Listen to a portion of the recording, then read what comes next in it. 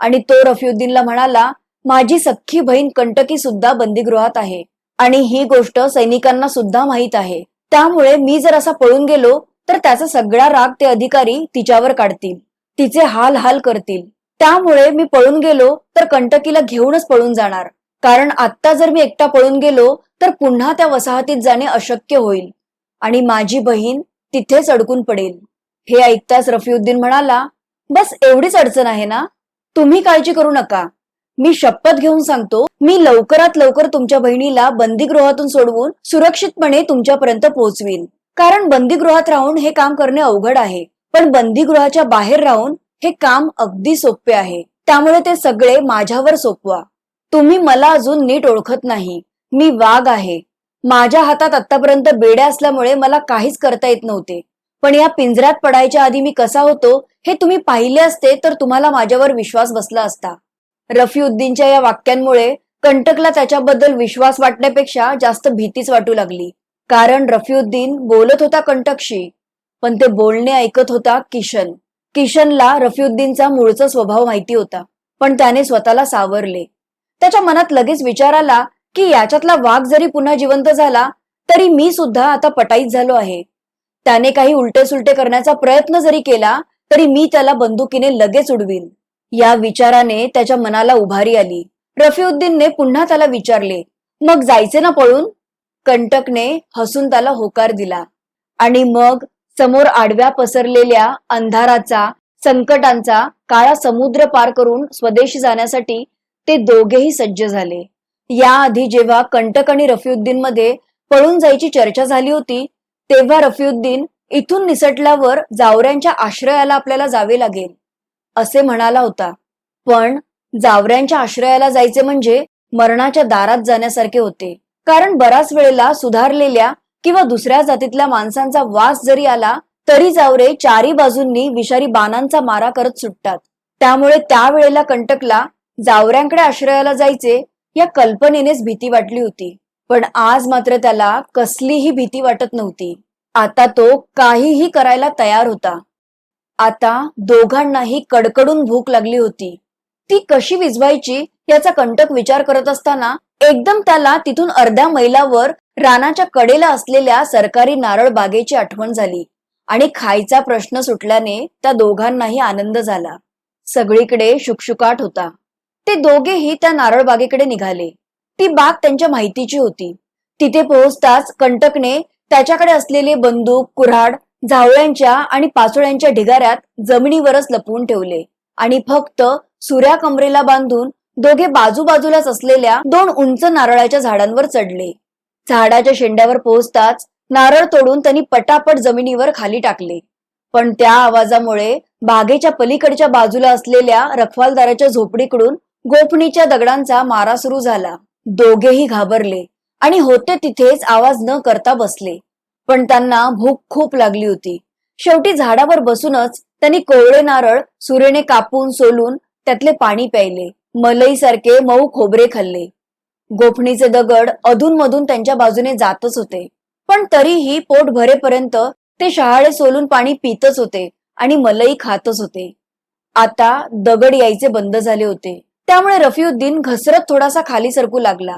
पण इतक्यात त्या झोपडीतून दोन पोलीस शिपाई हातात दोन कंदील घेऊन आणि त्यांच्या बरोबर दोन बंदीवान गोफणीने दगड मारत मारत रफीउद्दीन आणि कंटकच्या दिशेने येत असताना दिसले. ते बघताच रफीउद्दीन पुन्हा वरती आला.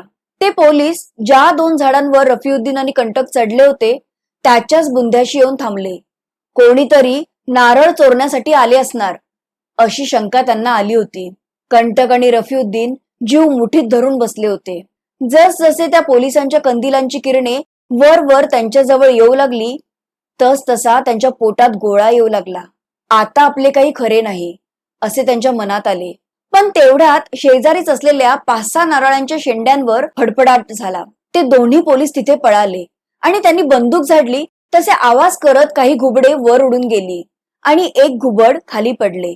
ते पाहून ही घुबडेच चोर आहेत असे बोलून ते दोन्ही शिपाई हसू लागले आणि इथे दुसरे कोणीही नाही याची खात्री पटून ते पुन्हा त्यांच्या झोपडीकडे गेले. कंटक आणि रफीउद्दीनच्या जीवात जीव आला. त्यांचे पूर्ण लक्ष झोपडीकडे गेलेल्या पोलिसांकडे होते. थोड्या वेळाने कंदील विझल्यावर, सगळीकडे शांतता पसरल्यावर, पोलीस झोपले असल्याची खात्री पटल्यावर कंटक आणि रफीउद्दीन झाडावरून खाली आले. त्यांनी तिथे लपवलेली हत्यारे आणि मगाशी खाली पडलेले नारळ ताब्यात घेतले आणि आवाज न करता तिथून पसार झाले. ते कालच्याच नव्या रानवाटेपाशी पुन्हा आले. तिथे तो पोलीस जमादार मरून पडला होता. त्या दोघांनी त्याच्याकडची पोलिसांची वर्दी, काडेपेट्या, विड्या असे जे मिळेल ते काढून घेतले आणि मग तिथून दूर असलेल्या घनदाट जंगलात ते शिरले. तिथे त्यांना एक रुंद पण खोल खाडी लागली. तिथे आता कडकडीत ऊन पडले होते, पण गेले 2 दिवसापासून त्या पावसात, चिखलात, कुजक्या पालापाचोळ्यात भिजून थंडीत काम करून थकलेल्या त्या 2 जीवांना ते ऊन हवे हवेसे वाटले. इथे जास्त कोणी येत नसल्याने त्यांना मोकळे फिरता येत होते. त्यांनी त्यांच्या अंगातले कपडे त्या खाडीवर स्वच्छ धुवून उन्हात सुकत घातले. मग दगडाने अंग घासून घासून दोघांनी छान अंघोळ केली.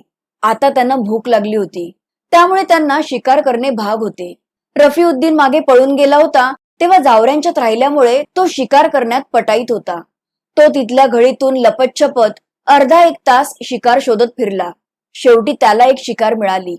त्याने हातातल्या कुऱ्हाडीने घाव घालून तिला मारले आणि मग लाकूड फाटा जमवून त्या शिकारीला शिजवून ते जावऱ्यांचे अन्न त्या दोघांनी मिळून खाल्ले. असे अन्न खाण्याची कंटकला अजिबात सवय नसल्याने त्याला कसे तरीच होत होते, पण भूक लागल्याने मध्ये मध्ये खोबऱ्याचे घास घेत घेत त्याने ते कसे तरी खाल्ले. पोट भरल्याने त्या दोघांनाही तरतरी आली. आता त्यांना राहण्याची सोय सुद्धा करावी लागणार होती. रफीउद्दीनने टेकडीच्या पायथ्याशी पसरलेल्या गुहांमधून एक छान मोठी गुहा त्या दोघांना राहण्यासाठी शोधून काढली. त्या गुहेत खोल्यांसारखे अजून 2-3 लहान गुहा होत्या. रफीउद्दीन खुश होऊन मधल्या गुहेत जाऊन मी इथे राहणार असे बोलून बसला न बसला तोच घात घात असे ओरडत घाबरून बाहेर पळून आला. त्याने कंटकला सांगितले की आत कोणीतरी आहे.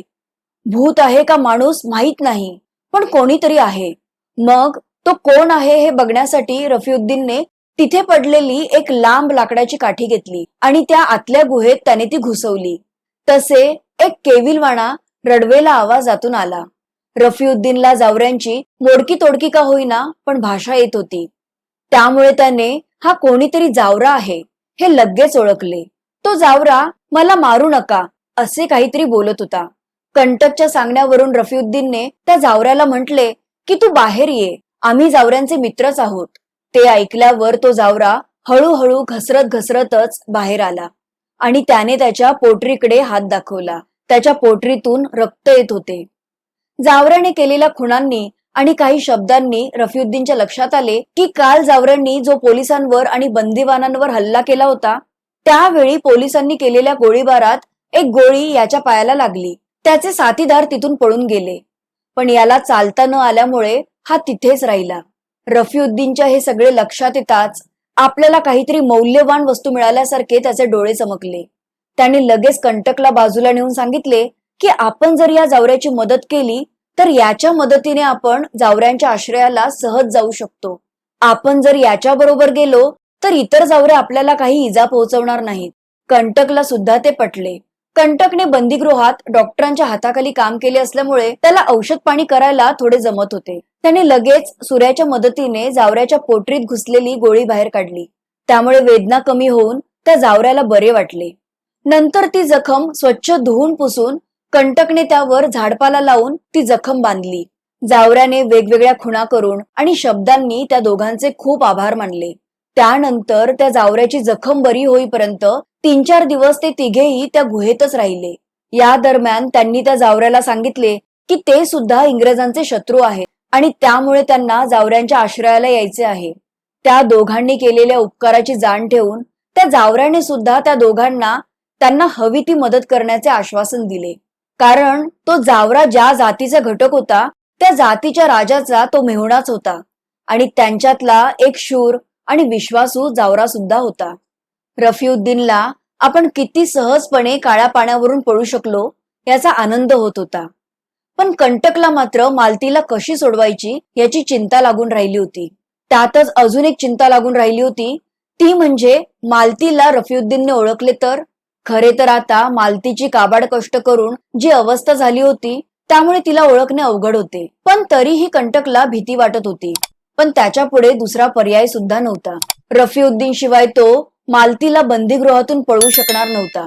या उलट रफीउद्दीनला सुद्धा कंटकची गरज होती. स्वदेशी जाण्यासाठी पैशांची गरज होती. ते पैसे त्याला कंटक कडूनच मिळणार होते. त्यामुळे तो सुद्धा कंटकला धरून होता. 2-3 दिवस गेल्यावर न राहून कंटकने रफीउद्दीनकडे पुन्हा त्याच्या बहिणीला कंटकीला सोडवून आणण्याचा विषय काढलाच. तिला कसे सोडवता येईल यावर त्यांनी बरीच चर्चा केली. पण बेत काही पक्का होत नव्हता. त्यामुळे शेवटी ते दोघे झोपायला गेले. पण आज दिवसभर कंटकी बद्दलच चर्चा होत असल्याने रफीउद्दीनच्या मनात कंटकी कशी दिसत असेल अशी उत्सुकता निर्माण झाली. ती सुंदर असेल आणि आपण तिला आवडलो तर आपण तिच्याशी लग्न करू. तिच्यासोबत आपले दिवस सुद्धा छान जातील अशी लालसा त्याच्या मनात निर्माण झाली. पण कंटकला हे आवडले नाही तर असा प्रश्न त्याच्या मनात आला. त्यावर सुद्धा त्याने उपाय शोधून ठेवला.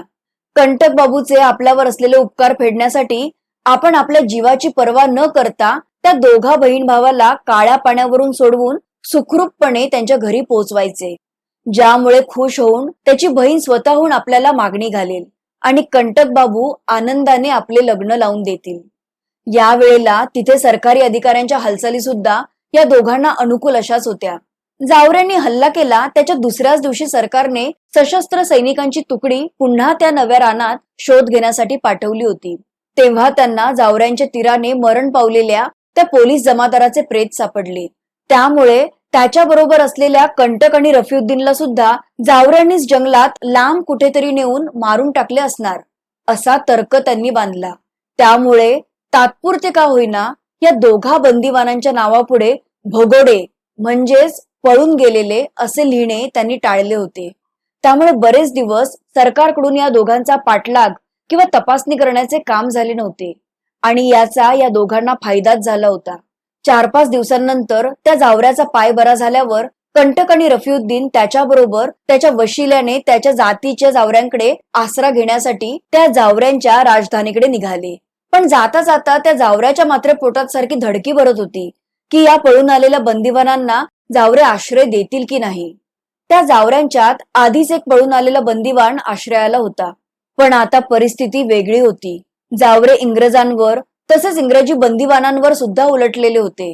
कारण इंग्रज भगोड्यांच्या नावाखाली बंदिवानांना जावऱ्यांच्या वस्तीचा शोध घ्यायला हेर म्हणून पाठवू शकतात अशी धास्ती त्यांना सतत लागून राहिलेली असायची. जावऱ्याला भीती वाटत होती तशी कंटक आणि रफीउद्दीनला सुद्धा जावरे आपल्याला आश्रय देतील की जाती बाहेरचे असल्याने मारून टाकतील अशी भीती वाटत होती.